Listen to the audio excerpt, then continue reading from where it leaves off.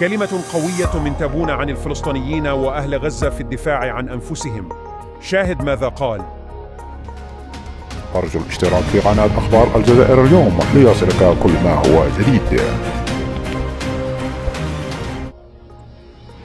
الفلسطينيين عمرهم ولا كانوا إرهابيين. الفلسطينيين ما همش إرهابيين. الفلسطينيين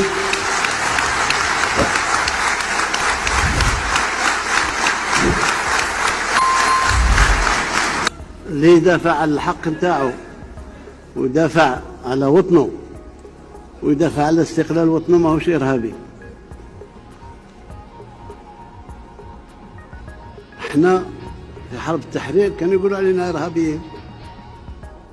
وتتذكروا الكلمة الشهيرة اللي قالها العربي بن مهدي رحمه الله وطيب ثراه، اللي قالوا له مش عيب عليكم تديروا القنابل في القفة؟ قال أعطيني الطائرات نتاعك أنا أعطيك القفة نتاعك. أرجو الاشتراك في قناة أخبار الجزائر اليوم ليصلك كل ما هو جديد.